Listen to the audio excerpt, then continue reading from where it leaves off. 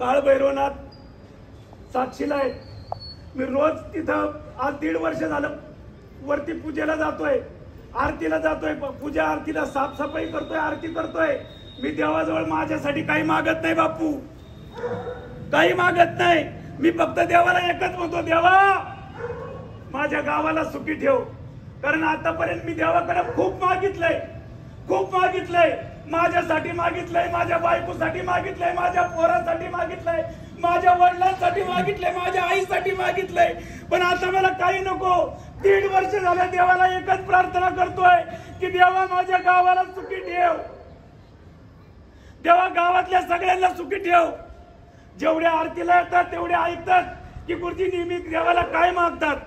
या व्यतिरिक्त मी देवाकडे काही मागत नाही. आज 1.5 वर्ष झालं सागर, 1.5 वर्ष झालं देवाकडे एकच मागतोय. आणि ते माझं मागणं निश्चितपणानं देवा ऐकतोय आणि ते यशस्वी व्हायला एकच कारण आहे बापू, एकच कारण आहे. आम्ही झोपलेलो नाही, आम्ही झोपलेलो नाही, आम्ही जागे आहे. आम्हाला माहिती आहे हा काय राक्षस आम्हाला गिळायला येतोय. मग देव सांगाल का तुम्हाला झोपून राहा, तुम्ही हातपाय हलवू नका, तुम्ही पाण्यात बुडून जा. देव सांगितले अरे तुम्ही हातपाय हलवा तरच तुम्ही वाचणार आहात. आणि म्हणून आम्ही हातपाय हलवायला सुरुवात केली.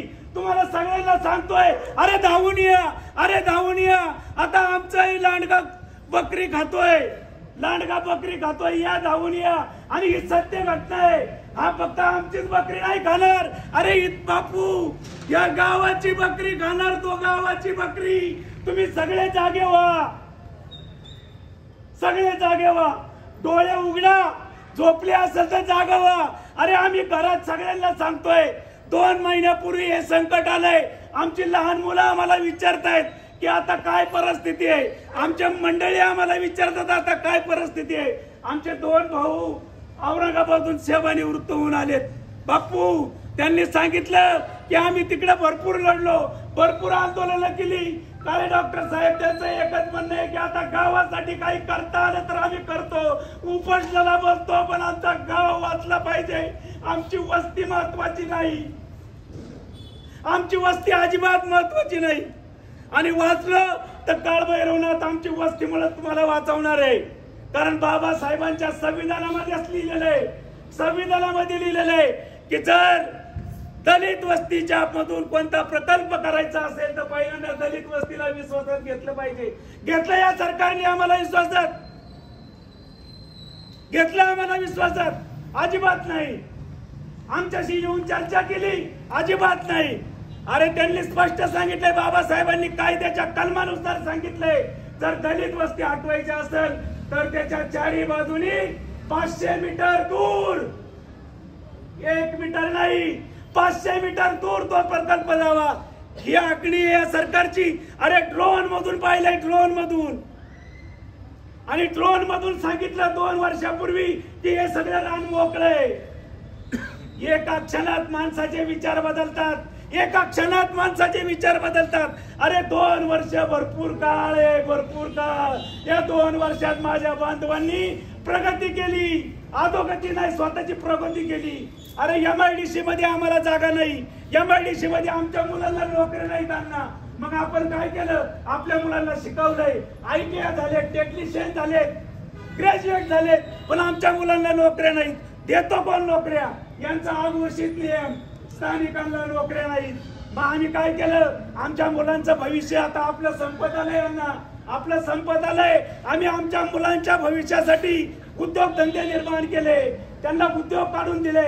आज 50 हजार लाख रुपये त्यांना उत्पन्न मिळतंय. आणि जसं आमचे आई वडील आमच्याकडे पाहत होते ना, माझं बाळ आता कामाला लागलंय, माझं गौतम आता कामाला लागलाय, माझा विठ्ठल आता कामाला लागलाय, आता यांच्या प्रपंचाची आम्हाला काळजी नाही. तसं आम्हाला वाटतं की आता आम्हाला यांच्या प्रपंचाची काळजी नाही. आणि आम्हाला काय राक्षस जर त्यांना गिळायला येत असेल बापू, बापू अंत करून तुटतो, अंत करून तुटत. आणि तुम्ही म्हणता की शोक करू नका. अरे अजूनही गाव जागा झाला नाही. अरे हा काळ आमच्यावर नाही.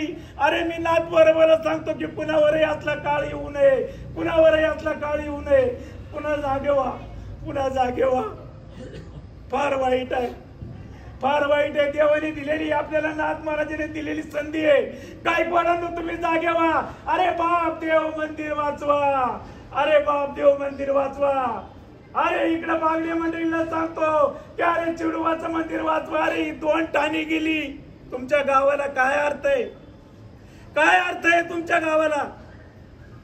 आणि नाथ महाराज 100% मला खात्री आहे की होऊ देणार नाही. या काळ्या आई काळे पांढरी जाव ज्या ज्या वेळेस संकट आले त्या वेळेस नाथ भैरवनाथ महाराज उभे राहिलेले आहेत आणि आजही ठामपणे उभे आहेत. तो तुमच्या आमच्या रूपानं तुम्ही हालचाल करताय म्हणून डेरे हरी पलगावरी कुणी देणार नाही. एखाद्या झाडाला पाडाचा आंबा लागलेला आहे आणि आपण त्याच्या खाली हात करून बसलो आणि त्याला म्हणलं येईल माझ्या तोंडात पड, अरे तो पडायला मोकळा नाही. देव सुद्धा सांगतो की तुला कष्ट करायला पाहिजे, श्रम करायला पाहिजे. 4-2 दगड नेम धरून मार, त्यातला 1 दगड लागल आणि तो पिकलेला पाडाचा आंबा खाली पडल आणि मग तू त्याचा स्वाद घे. तसा स्वाद नाही, तसा स्वाद नाही आणि तो मिळणार पण नाही. त्याची गोडीचा खा बापू, त्याची गोडीचा खा. तुम्हाला बाजारातल्या 500 रुपये डझनाची किंमत आहे, हजारो रुपये डझनाची किंमत आहे. त्याची किंमत, त्याची चव, त्याच्यापेक्षा याची चव तुम्हाला भारी लागणार आहे. कारण तो तुमच्या कष्टाचा आहे. तुम्ही कष्ट केले, 4 दगड मारलेले. आम्ही सगळे कष्ट करतोय, आमच्या बरोबर तुम्ही राहा. अरे मला माहिती आहे तुम्ही जरी तनाने नसलात तरी मनाने आमच्या बरोबर आहे. आणि हे काळ भैरवनाथ महाराज तुम्हाला शक्ती देणार आहे, सांगणार आहे की आता तुम्ही जागे व्हा, कारण उद्याचा काळ फार वाईट आहे. तुमची मुलं बेकार होतील. अरे आम्हाला कुठेही वसवतील. कांबळे वस्ती उठलीच तर आम्हाला कुठेही वसवतील. अरे ज्याला चोच दिली ना, ज्याला चोच दिली ना त्याला चाराही मिळतोच. हे परमेश्वराने दिलेली देणगी आहे. आम्हालाही पाय ठेवायला कुठे जागा मिळेल, आमच्या सगळ्या सोयी सुविधा उपलब्ध करून दिल्या जातील. पण आमचा म्हणायला गाव कुठे आहे? अरे आमची म्हणायला माणसं कुठे आहे? अरे आमचे म्हणायला मित्र कुठे आहेत? ज्या मित्रांच्या घरी सुखदुःखाच्या कार्यक्रमाला जात होतो, ज्या मित्रांच्या घरी आम्ही आनंदाच्या कार्यक्रमाला जात होतो, अरे आनंदाने नाचत होतो, खेळत होतो, बागडत होतो, ते गाव कुठे? मोठा आमदार खासदार दिल्लीला जरी मेला ना तरी तो मग त्याची मयत त्याच्या गावाला नेली जाते. मोठा आमदार खासदार मेला तरी त्याची मयत त्याच्या गावाला नेली जाते. का? तिकडे स्मशानभूमी नाही, तिकडे स्मशानभूमी नाही.